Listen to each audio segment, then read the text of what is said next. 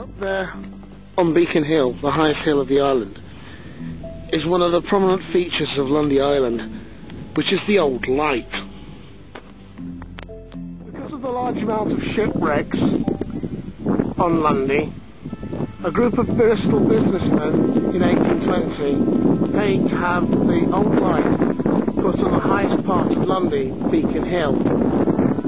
It was designed by Daniel Asher Alexander, who had also done Dartmoor Prison. Now today, the lighthouse keepers' cottages are rented out as Old Light Upper and Old Light Lower, and the old store, come latrines, come pigsty, rented out as Old Light Cottage.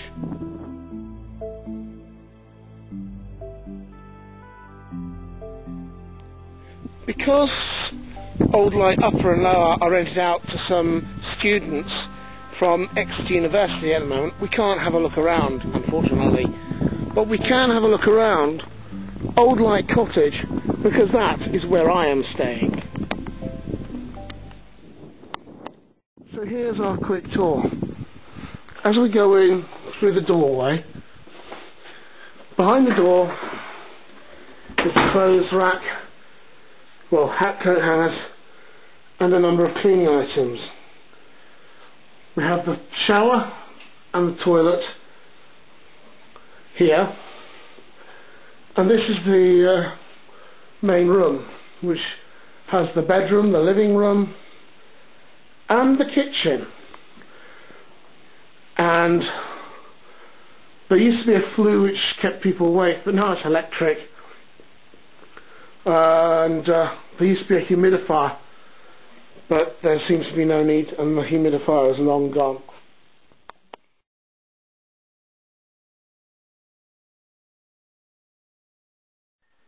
Well, I'm cooking now. On the stove is meats and tatties. In the oven I'm making a haggis.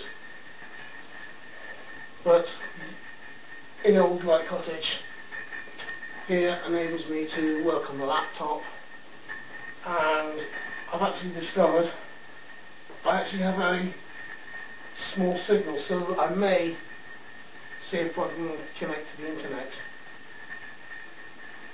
And it's a nice home from home for a single person.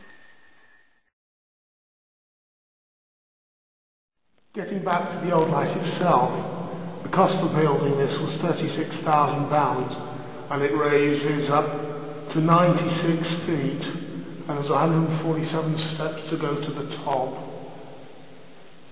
But there was a problem with the lighthouse, which we'll discuss when we get to the top.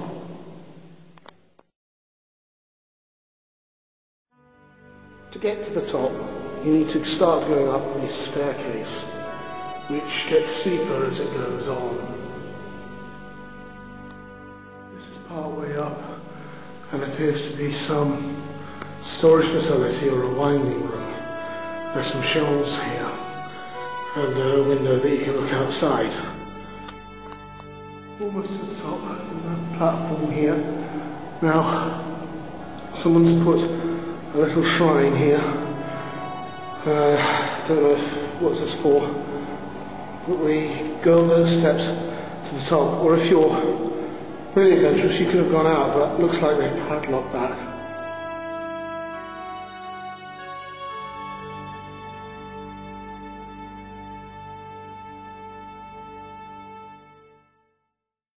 This is the top of the Old Light. Now, some people brave enough will come and sit in a deck chair up here and look out the sea or over the land. But there was one serious flaw with the Old Light, as I mentioned before. The problem was, well, like today, if you can see out, was fog.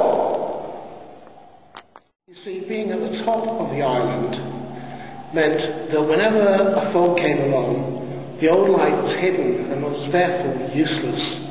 And so an interim measure had to be sought until 1898 Two new lighthouses were opened at the south and the north ends of the island and much lower down. They were the north and the south light, and of course the old light was decommissioned. That cairn over there is a pointer to what the alternative was to the old light during fog, and we'll need to take a perilous journey down to the water's edge, starting from there.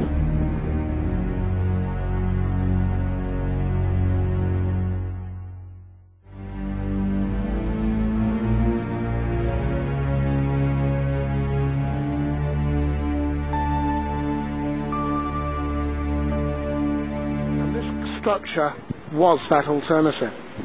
Built in 1863, they used two 18-pound cannons to fire blank rounds every 10 minutes during the fog until 1878, when they were replaced by gun-cotton rockets. It was called the gun battery, and up there was the magazine where they kept all the gunpowder for firing them.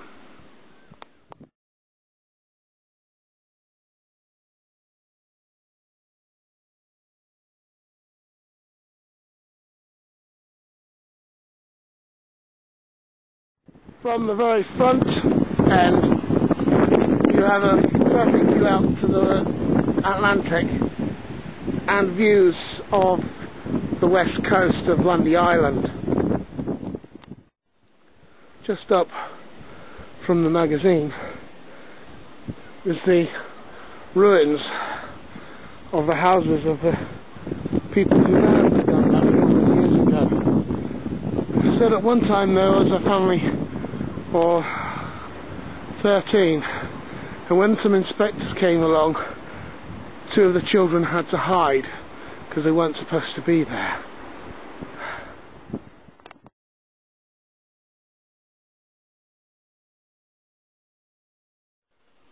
As we look around these ruins, it's illustrative to think that this gun batteries complex was actually a compromise, because Mr. Heaven wanted to put a north and a south light on, but the powers that be said it was too expensive, and this was their solution. However, a north and a south light were built, and like the old light, the gun battery was also decommissioned in 1898.